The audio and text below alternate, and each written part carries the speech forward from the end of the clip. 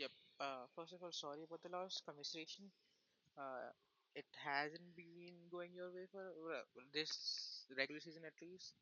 What do you think? Let's talk about today's game. What do you think was going wrong? What do you think uh, went wrong, especially on the second map when you guys were coming back, but it just didn't happen? Yeah. I think the story for our team so far this year has been just figuring out how to be confident. None of the players besides Jogimo has been at this stage at these levels, and we're all just kind of trying to figure out how to be better individually, and how to be better as a team.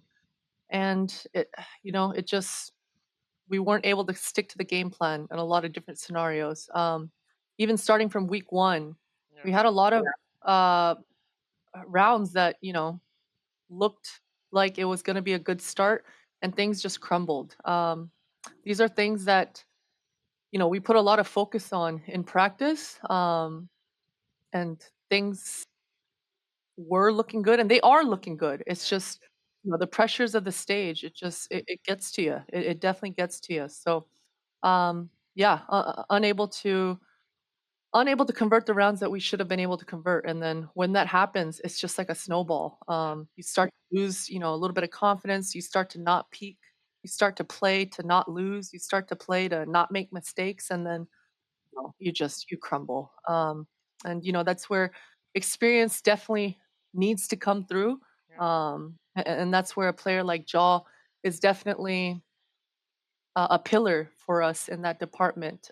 But again, with Jaw struggling individually as well, it's just tough. It's tough. He's got a lot on his plate. So, yeah, definitely not an ideal start for us Yeah. this season. I mean, you're not new to not having ideal stars. You have been in esports for a long time, and it's you have seen all. You have seen goods, the bads, the uglies, even the uglies. So, as a coach, what do you tell your team, especially with the current results, and how the next two games will be very crucial for you, given you just have two more games and you have to win both of them, so that you Yeah. qualify. What would you say to your team, as a because also obviously with your experience as a player too, not just as a coach? Yeah, I mean, at this point, our plans have shifted a little bit. We're looking ahead to split two. Yeah. We're using the last two matches to kind of again build that confidence for Yeah. ourselves. The expectations have been lowered a little bit because we have to. Yeah. We have to be able to relieve a little bit of the pressure on ourselves. And so, that's been our conversation with each other, is just trying to see the vision together. Because, like I said, we've had good rounds together, and our scrims, our practices, they have been going very well. Yeah. So just being able to see the vision, and Yeah. yeah. Yeah. You talked about being next games being more of a I mean confidence pusher, confidence builders, than uh, obviously trying to win and trying to qualify.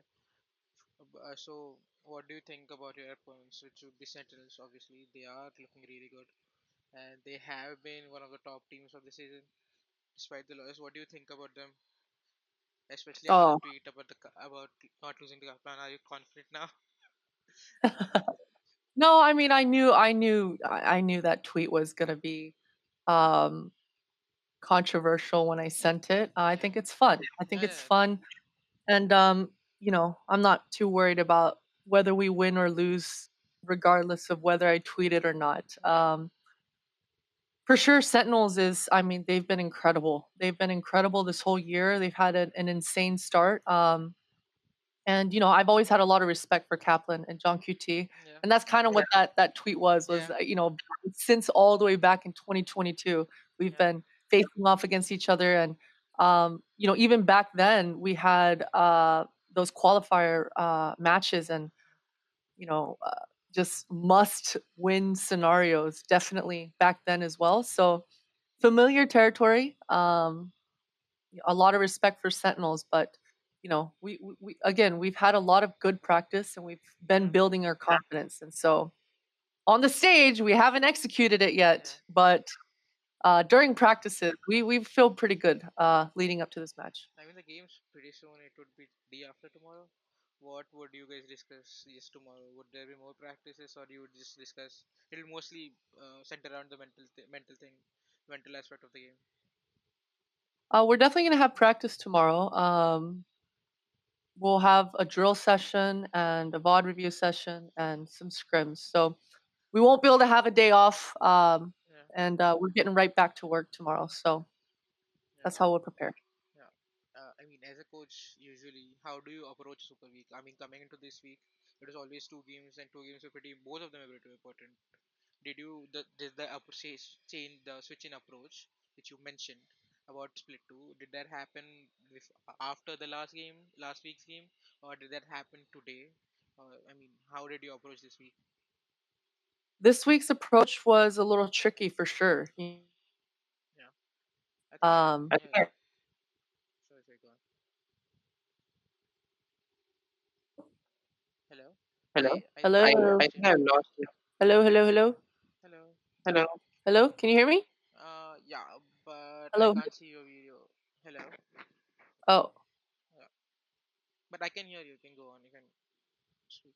okay. I don't know what happened to the video. Let me. Yeah, you're Oh, back here on. we go. Yeah. Okay, sorry. Can you re-ask me the question again? Yeah, I'll go. So what was your approach coming into this week, especially after you said that you guys are refocusing on the Split 2, trying to get your confidence up, trying to replicate what you do in scrims. How do you approach this week then? Yeah, this week was difficult for sure because Yeah, stylistically with Sentinels and with Crew, true. very different. Good news is for Sentinels, they're a team that again they are very polished. They're very Yeah, fundamental and they have good foundations. And teams yeah, like that can be more predictable and a little bit more.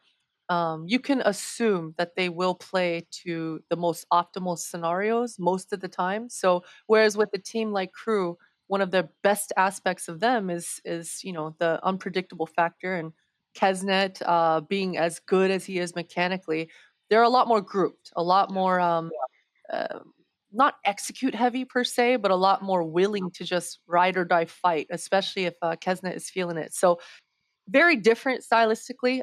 So our approach this week was really just to prepare for Sentinels. yeah, Our approach and our game plan and our systems are designed to allow each player to be able to read the room and read what's coming at them. And we have the protocols set in yeah, place to respond and to react. So we prepared for Sentinels mostly because crew style was going to be such that they would tell us when they want to fight.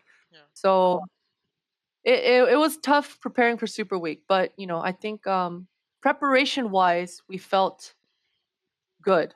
yeah. Again, again, it was just a matter of poor execution on the stage. Yeah. Talking about, I mean, after you are the Valorant champions of defending. Would you are the defending Valorant champion, a defending Valorant champion coach. What do you think about the competition level of competition so far in Americas, and not just Americas, around the world, where people are trying stuff, more agents out this time. There are more agents on display. There's Yoru, there's Neon, people doing Yeah. their own stuff. What do you think about the overall scene of Valorant right now? Well, it's definitely, I mean, the nerfs coming through for Sky, and with Gecko being the flavor right now, it's definitely changed up quite a bit. Yeah, But really, it's just each team coming through in 2024. I mean, the competition has definitely been elevated, yeah, and I think I still stand with what I said last year, which is that America's is definitely ahead. yeah, Um, I just think we're not as top heavy as it looks. yeah, I know if you yeah, look at VLR right now, you'll see that one group is obviously mm, much better record wise than the yeah, next, but I think the competition it's incredible in yeah, Americas. We've got so many strong teams and so yeah, many strong individual talent here. So it's stacked. It is yeah, absolutely stacked, and you can feel it in the practices as well, like the scrim quality from challengers up to VCT. It's just there's a lot of good teams putting in a lot of work right now. yeah. This is a question I asked to Kaplan after he won uh, Madrid. I asked them, what do you think? What does he think about the style teams adopt usually? There are teams who go for a very methodical approach, that is Gen Z, DRX, people who, you know, drill. They do have a certain way they play the game, and they sticks to those plans. And then there are teams like Paper X who, adapt on the fly, who play any agents. They do play for themselves. And he said that people who stick to the drills, to stick to the game plan, people who have planned for every round, they usually come out strong. That's why Sentinels and Gen Z are the top two teams. What is your take on this? What do you think is the right? I mean, not the right way to play Valorant, but what do you think is the more better way to play Valorant? I guess. It's a good question. I think people take playing your game, that sentence, differently everywhere. Yeah. Some people think that it means just following the script, and no matter what you do, what you talked about leading up to that match. But the reality is, in this game, is you obviously are extremely proactive, Yeah. especially in prep and things like this. But there has to be a level of reactions and protocols set in place for yourself. So for sure, being scripted and having set pieces is Yeah. incredible, especially if you're hitting your shots. I Yeah. mean, especially if you're hitting your shots and you're able to come out on top of that initial domino effect Yeah. after that execute. Yeah, it's fantastic. But um, I think all of last year showed us, especially, that you can't really play to make fetch a thing. And I don't know if you know what that means, but what I mean by that is you can't play always to your Yeah. anti-strat. You can't play the game to what you thought was going to happen. You have to read the room.